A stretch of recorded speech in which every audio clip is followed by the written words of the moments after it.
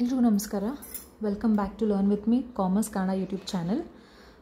ಇವತ್ತು ಸಹ auditing continuation ಇರುತ್ತೆ. ಸೊ ಇವತ್ತಿನ ವಿಡಿಯೋಲ್ಲಿ ನಾವು ಕ್ವಾಲಿಫಿಕೇಷನ್ಸ್ ಆ್ಯಂಡ್ ಕ್ವಾಲಿಟೀಸ್ ಆಫ್ ಆಡಿಟರ್ನ ತಿಳ್ಕೊಳ್ಳೋಣ.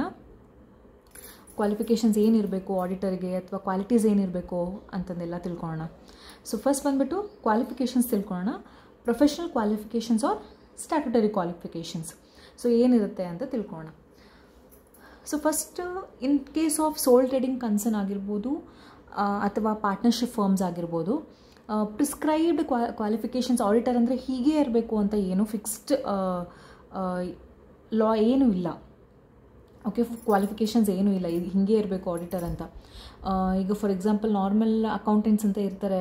ನೀವು ಹೋದರೆ ನೀವೇನೋ ನಿಮ್ಮದು ಫೈಲ್ ಮಾಡಿಸ್ಬೇಕು, ಇನ್ಕಮ್ ಟ್ಯಾಕ್ಸ್ ರಿಟರ್ನ್ಸ್ ಆಗಿರ್ಬೋದು, ಪ್ರತಿಯೊಂದು ಏನೋ ಫೈಲ್ ಮಾಡಬೇಕು ಅಂತಂದರೆ ನಾರ್ಮಲ್ ಅಕೌಂಟೆಂಟ್ಸ್ ಇರ್ತಾರೆ, ನೀವು ಅವ್ರ ಹತ್ರ ಮಾಡಿಸ್ಬೋದು. ಕಂಪಲ್ಸರಿ CAನೇ ಬೇಕು ಹಾಗೆ ಆ ಥರ ಏನೂ ಇರಲ್ಲ. Okay, but when it comes to joint stock company ಅಲ್ವಾ, ಸೊ ಜಾಯಿಂಟ್ ಸ್ಟಾಕ್ ಕಂಪ್ನೀಸಿಗೆ ಬಂದಾಗ ಆವಾಗ CA ಬೇಕು. Auditor must be a CA ಆಗಿರಬೇಕು. ಸೊ CA ಅಂದರೆ ಏನು, ಚಾರ್ಟೆಡ್ ಅಕೌಂಟೆಂಟ್ ಅಂದರೆ ಏನು ಅಂದರೆ he must pass CA examination conducted by ICAI. ICAI ಅಂದರೆ institute of chartered accountants of India. So ಅವರು ಅಲ್ಲಿ CA ಎಕ್ಸಾಮಿನೇಷನ್ ಪಾಸ್ ಆಗಿರಬೇಕು ಅವರು under ICAI. Okay, CA should obtain a certificate of practice from the Council of ICAI on payment of prescribed annual fee. ಒಂದು certificate of practice ಅಂತ ಒಂದು certificate ತೊಗೊಂಡ್ಬಿಟ್ಟು ಅವರು practice start ಮಾಡ್ಕೋಬೋದು. Okay, ಅದು ಎಲ್ಲಿ ಸಿಗುತ್ತೆ ನಮಗೆ ಅಂತಂದರೆ they will obtain it from ICAIಯಿಂದ ಅವರು ಒಬ್ಟೇನ್ ಮಾಡ್ಬೋದು by paying some annual fee. ಇಷ್ಟು ಫೀ ಅಂತ ಪೇ ಮಾಡಿಬಿಟ್ರೆ ಅವ್ರಿಗೆ ಸರ್ಟಿಫಿಕೇಟ್ ಆಫ್ ಪ್ರಾಕ್ಟೀಸ್ ಕೊಡ್ತಾರೆ, ಅವರು ಪ್ರಾಕ್ಟೀಸ್ ಮಾಡ್ಕೋಬೋದು. Okay, yes. Next, there are 2 categories of members of ICAIಯಲ್ಲಿ ಫೆಲ್ಲೋ ಮೆಂಬರ್ಸ್ ಅಂತ ಇರ್ತಾರೆ ಆ್ಯಂಡ್ ಅಸೋಸಿಯೇಟ್ ಮೆಂಬರ್ಸ್ ಅಂತ ಇರ್ತಾರೆ. ಓಕೆ, ಇಬ್ಬರು ಮೆಂಬರ್ಸ್ ಇರ್ತಾರೆ.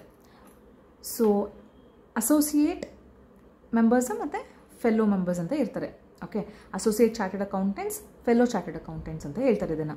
ಓಕೆ, ಇವ್ರೇನು ಮಾಡ್ತಾರೆ, associate chartered accountants less than 5 years experience ಇರುತ್ತೆ ಅವ್ರಿಗೆ. ಅವ್ರನ್ನ ನಾವು ಅಸೋಸಿಯೇಟ್ ಚಾರ್ಟರ್ಡ್ ಅಕೌಂಟೆಂಟ್ಸ್ ಅಂತ ಕರಿತೀವಿ. ಅಂದರೆ ಅವ್ರ ಸರ್ಟಿಫಿಕೇಟ್ ಆಫ್ ಪ್ರಾಕ್ಟೀಸ್ ಇನ್ನು ಲೆಸ್ ದ್ಯಾನ್ 5 years ಇದೆ ಅವ್ರ experience.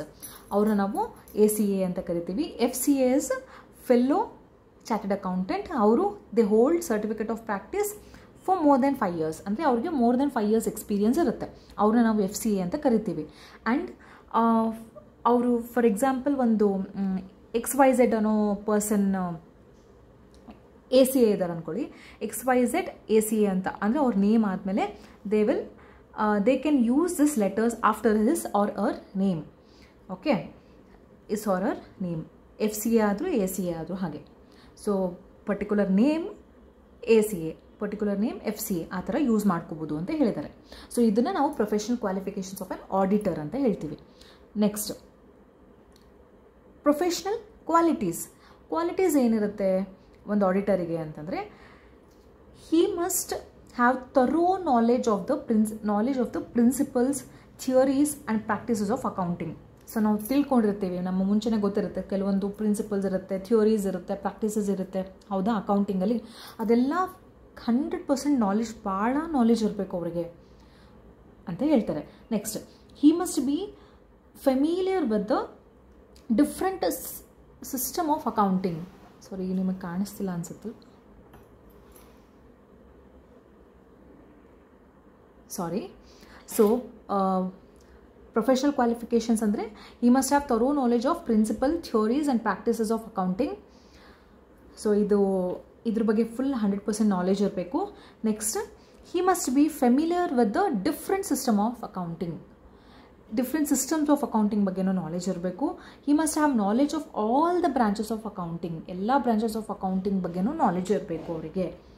Okay, next, he should have knowledge in various legislation regulating business. ಅಂದರೆ ಲೈಕ್ ಕಂಪನೀಸ್ ಆ್ಯಕ್ಟ್ ಆಗಿರ್ಬೋದು, ಇಂಡಿಯನ್ ಪಾರ್ಟ್ನರ್ಶಿಪ್ ಆ್ಯಕ್ಟ್ ಆಗಿರ್ಬೋದು, ಬ್ಯಾಂಕಿಂಗ್ ಇನ್ಶೂರೆನ್ಸ್ ಬಗ್ಗೆ, okay, sale of goods act, Indian contract act, ಪ್ರತಿಯೊಂದು act ಬಗ್ಗೆನೂ ಅವ್ರಿಗೆ knowledge ಇರಬೇಕು.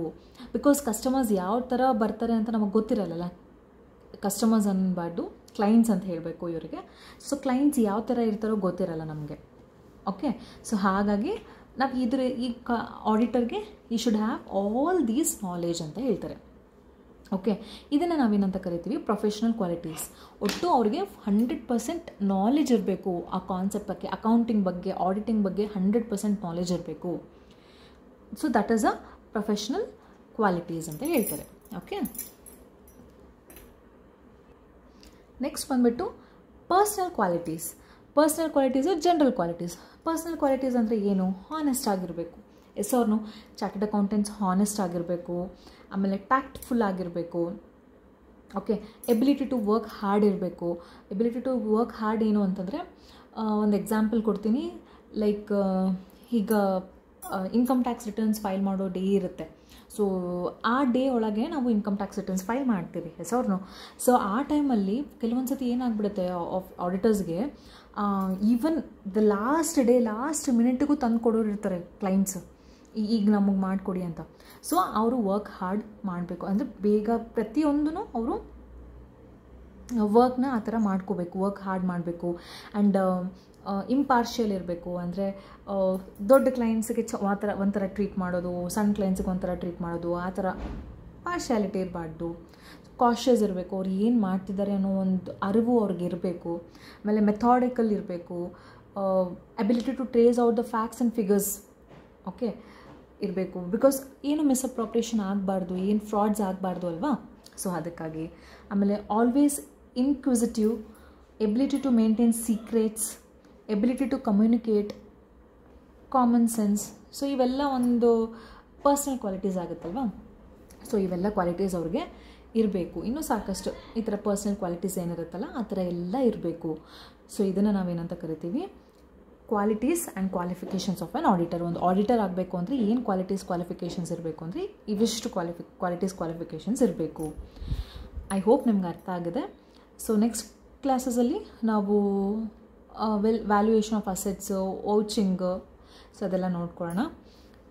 ಸೊ ಇಲ್ಲಿಗೆ ಇಷ್ಟು ಕ್ಲಾಸ್ ಆಗಿದೆ. ಏನಾದರೂ ಇದರೊಳಗೆ ಡೌಟ್ಸ್ ಇದ್ದರೆ ಪ್ಲೀಸ್ ಕಮೆಂಟ್ ಮಾಡಿ. Thank you.